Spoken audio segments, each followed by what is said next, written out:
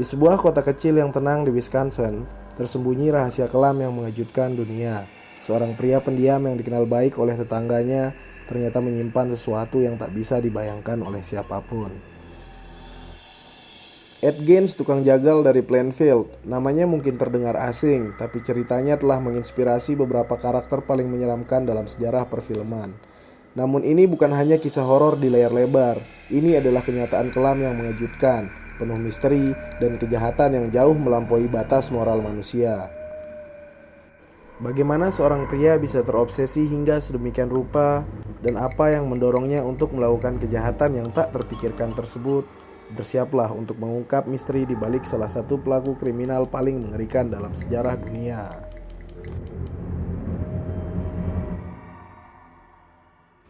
Edward Theodore Gain lahir di kota La Crosse pada tanggal 27 Agustus 1906. Dia merupakan anak kedua dari pasangan George Philip Gain dan Augusta Wilhelmine Gain. Augusta sangat membenci George karena ia merupakan pemabuk kelas berat. Ia bekerja sebagai pedagang toko kelontong di kota La Crosse. Akan tetapi, karena kecanduan terhadap alkohol, ia menjual toko tersebut dan pindah ke sebuah lahan pertanian di kota kecil bernama Plainfield. Kehidupan mereka di sana bisa dibilang baik-baik saja, khususnya Augusta. Ia sangat senang karena tinggal di kota kecil berarti menjauhkan anak-anaknya Henry dan Ed dari pergaulan yang tidak baik. Augusta adalah sosok ibu yang religius. Ia selalu mengkhotbahi anak-anaknya tentang moral dan akhlak. Setiap sore, Augusta selalu membacakan ayat-ayat Alkitab untuk mereka berdua. Sejak kecil Ed merupakan pribadi yang pemalu. Gurunya berkata terkadang Ed melakukan tingkah aneh seperti tertawa sendiri dan bahkan memiliki mood swing yang kurang baik. Hal ini dipengaruhi oleh ibunya karena Augusta selalu menghukumnya ketika ia mencoba untuk berteman. Meskipun demikian, Ed merupakan anak yang pandai. Ia selalu mendapatkan nilai yang bagus di sekolahnya.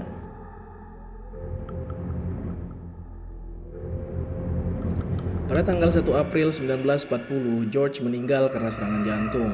Hal ini disebabkan oleh kecanduan alkohol. Dia meninggal di usia yang ke-66 tahun. Sejak saat itu, Henry dan Ed mulai bekerja serabutan untuk memenuhi kebutuhan keluarganya. Kedua bersaudara itu sangatlah jujur dan dapat diandalkan. Hal ini membuat para penduduk senang mempekerjakan mereka berdua. Meskipun sama-sama bekerja serabutan, Ed kadang-kadang diminta untuk mengasuh dan menjaga anak-anak penduduk. Ed sangat menyukai pekerjaan sebagai pengasuh karena ia merasa bahwa ia sangat mudah memahami anak-anak kecil. Pada tanggal 16 Mei 1944, Ed mengajak Henry untuk membakar semak belukar yang sudah terlalu rimbun. Mereka pun membakar semak-semak itu, tapi naas, api berkobar sangat besar dan tidak bisa dikendalikan oleh mereka berdua. Hal ini menarik perhatian pemadam kebakaran setempat. Menjelang malam, api berhasil dipadamkan. Akan tetapi, Ed melapor ke petugas kalau kakaknya Henry telah menghilang. Pencarian pun mulai dilakukan oleh petugas pemadam kebakaran dan dibantu oleh penduduk setempat. Tak lama kemudian, Henry ditemukan di ladang dalam keadaan telungkup. Kemudian petugas bergegas memeriksa keadaan Henry. Setelah diperiksa, Henry ternyata sudah meninggal. Kepolisian setempat mengatakan kalau Henry meninggal akibat serangan jantung sebab kondisi fisiknya utuh, tidak terbakar ataupun terluka. Ed kini tinggal hanya berdua dengan ibunya. Tak lama setelah kematian Henry, Augusta mengalami stroke dan menyebabkan kelumpuhan. Ed pun mengabdikan hidupnya untuk merawat ibunya. Singkat cerita, pada tahun 1945 ibu Ed sembuh dari kelumpuhan. Ia mengajak Ed jalan-jalan. Saat berjalan di sekitar rumah, Augusta melihat tetangganya Smith memukuli anjing. Hal ini membuat Augusta memarahi Smith, tapi Smith tidak mengindahkan dan tetap memukuli anjing itu hingga mati. Kemudian keluarlah seorang wanita dari rumah Smith. Hal ini membuat Augusta semakin marah karena ia mengetahui kalau Smith masih lajang. Ia pun marah dan memaki mereka berdua dengan mengatainya pelacur. Augusta melakukan hal ini karena ia tidak ingin melihat pendosa di lingkungannya.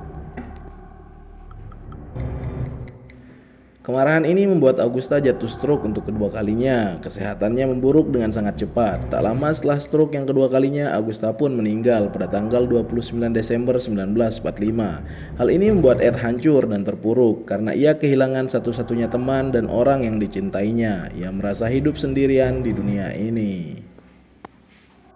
Setelah beberapa lama, Ed pun kembali bekerja mengelola pertanian dan mendapatkan uang tambahan dari pekerjaan sampingan yang ia lakukan. Dengan uang yang ia peroleh, Ed memperbaiki rumahnya. Akan tetapi anehnya, Ed hanya memperbaiki titik di mana ibunya sering berada. Titik-titik itu dibiarkan bersih dan rapi, sedangkan kamar lainnya sangatlah kumuh dan tak terawat.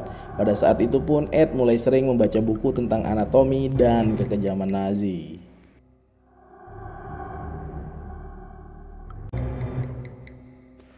Pagi hari tanggal 16 November 1957, pemilik toko perkakas Plainfield bernama Bernice Warden menghilang. Seorang warga Plainfield melaporkan bahwa truk toko perkakas milik Warden telah dipindahkan dari belakang gedung sekitar jam 9.30 pagi.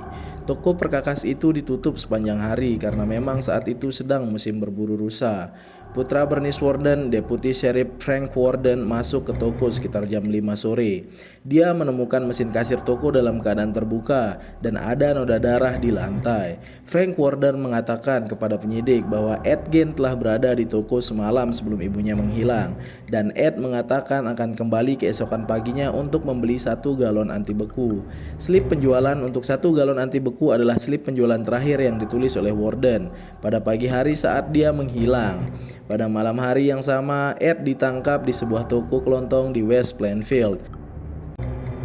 Kemudian Sheriff Washoe County menggeledah pertanian milik Ed. Alangkah terkejutnya ia saat menggeledah lahan pertanian Ed.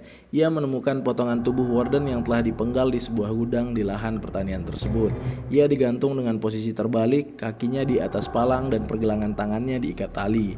Batang tubuhnya berpakaian seperti rusa. Dia telah ditembak dengan senapan kaliber 22 dan dimutilasi setelah meninggal. Tidak hanya itu, petugas pun menemukan banyak souvenir yang sangat mengerikan. Ada potongan tulang dan bagian tubuh manusia yang masih utuh, keranjang sampah yang terbuat dari kulit manusia, tengkorak manusia di tiang-tiang ranjang, mangkuk yang terbuat dari tengkorak manusia, korset yang terbuat dari batang tubuh wanita yang sudah dikuliti dari bahu hingga pinggang, legging yang terbuat dari kulit kaki manusia, masker yang terbuat dari kulit kepala wanita, dan masih banyak lagi souvenir yang terbuat dari bagian tubuh manusia lainnya.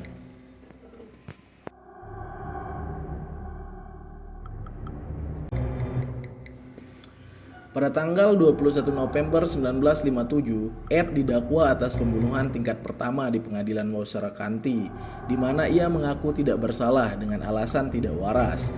Ed didiagnosis menderita skizofrenia dan secara mental tidak kompeten, sehingga tidak layak untuk diadili. Dia dikirim ke rumah sakit jiwa bagi para kriminal, yaitu Central State Hospital for the Criminally Insane.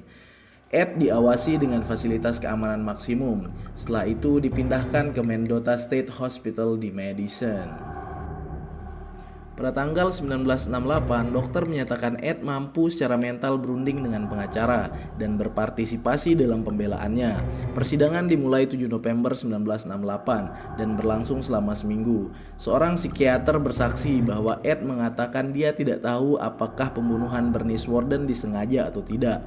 Ed mengatakan kepadanya bahwa ketika ia sedang memeriksa senapan di toko Warden, senapan itu meletus dan menewaskan Warden. Ed bersaksi bahwa ketika sedang mencoba untuk mengisi sebutir peluru ke dalam senapan, tiba-tiba saja senapan itu meletus dengan sendirinya. Dia mengatakan dia tidak mengarahkan senapan itu ke Warden dan tidak ingat apapun yang terjadi pagi itu. Atas permintaan tim pembela, persidangan Ed diadakan tanpa menghadirkan juri.